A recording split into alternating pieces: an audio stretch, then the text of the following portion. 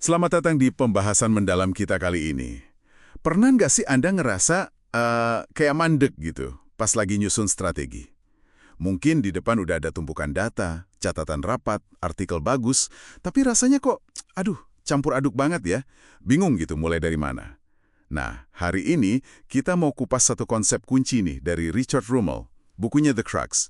Katanya sih, ini bisa bantu kita nemuin inti masalah di tengah keruwetan itu.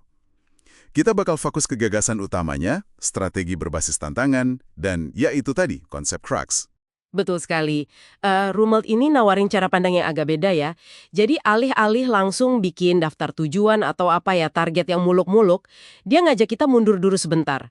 Lakukan diagnosis yang mendalam buat nemuin apa yang dia sebut crux itu. Crux. Wah, saya jadi langsung ingat analogi pemanjat tebing yang Anda sebutin dari buku itu. Yang hadapin rute sulit kayak Le Tour de Collision, ada satu titik, satu gerakan kunci, itu cruxnya. Kalau itu berhasil dilewati, wah, jalannya langsung kebuka gitu ya. Tapi gimana nih cara nerjemahin ini ke tantangan bisnis atau mungkin proyek kita sehari-hari? Apa crux itu cuma masalah paling gede aja gitu? Nah ini nih poin pentingnya. Crux itu bukan sekedar masalah terbesar atau tersulit secara absolut. Rumet definisikan itu sebagai titik temu. Titik temu antara tantangan yang paling penting dan tantangan yang secara realistis bisa diatasi. Itu kuncinya. Kalau kita abaikan, ya nggak akan ada kemajuan signifikan kan? Seringkali kita kan hadapin tantangan yang rumut bilang gnarly. Kusut, kompleks, nggak terstruktur, nggak ada solusi instan gitu. Oh gitu. Nah, disitulah kemampuan diagnosis jadi penting banget. Bukan cuma soal angka loh ya, tapi lebih ke pemahaman apa sih yang sebenarnya terjadi di sini gitu. Oke. Jadi kuncinya di bisa diatasi ya. Ini yang bedain dari sekedar daftar masalah biasa gitu.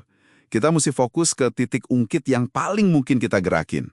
Kayak pemanjat tadi itu. Mereka nggak nyoba manjat bagian yang mustahil kan, tapi fokus ke gerakan tersulit yang mereka yakin bisa dipecahkan. Tepat, betul banget.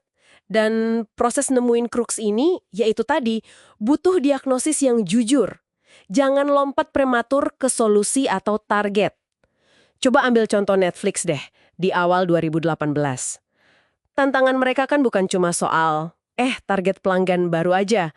Kalau didiagnosis lebih dalam, kelihatan ada ketegangan inti di sana. Model bisnis sewa konten pihak ketiga udah nggak bisa diandalin lagi. Studio-studio gede kayak Disney, Warner, mulai narik konten mereka. Malah jadi pesaing langsung. Akibatnya, ya biaya akuisisi pelanggan naik, arus kasnya jadi negatif. Wah, pelik kan? Iya, saya ingat bagian itu. Dan yang menarik, Rumelt kan dalam simulasi strateginya, ngidentifikasi crux-nya itu bukan sekedar, ayo bikin konten original lebih banyak. Tapi lebih spesifik lagi ya, gimana caranya manfaatin keunggulan skala internasional Netflix yang udah ada buat biayain dan distribusiin konten original itu, baik buat pasar domestik maupun internasional. Jadi fokusnya kekuatan unik mereka, skala internasional, buat ngatasin kelemahan inti perang konten sama biaya. Wah, ini insightful banget ya, karena nggak langsung kelihatan gitu aja. Betul. Seringkali nemuin crux itu ada momen pencerahannya, ada insight-nya. Ini bukan murni analisis mekanis aja, tapi lebih kayak, sebuah desain solusi yang kreatif. Coba bayangin arsitek IMP waktu merancang pintu masuk baru buat Museum Louvre. Tantangannya kan jelas tuh, butuh pintu masuk gede, tapi nggak boleh nutupin pemandangan bangunan sejarah di sekelilingnya. Cruxnya apa? Kebutuhan akan struktur yang transformatif tapi juga transparan.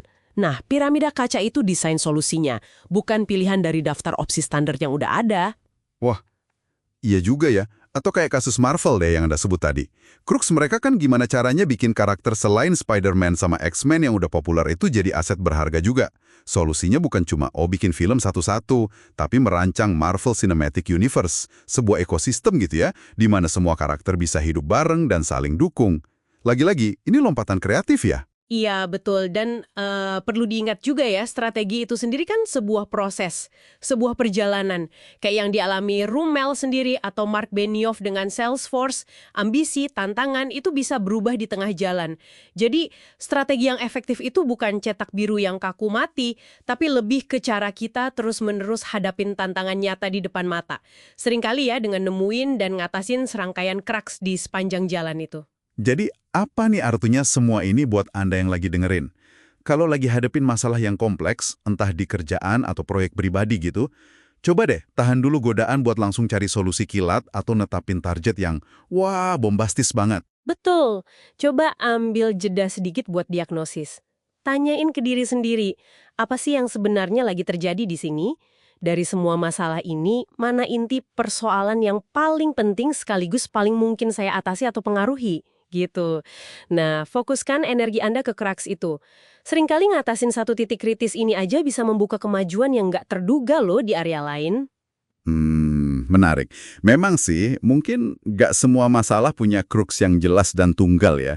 Tapi proses nyarinya aja, itu udah bisa ngasih kejernihan berpikir yang luar biasa menurut saya. Iya, setuju. Nah, sebagai penutup nih, coba kita renungkan sejenak.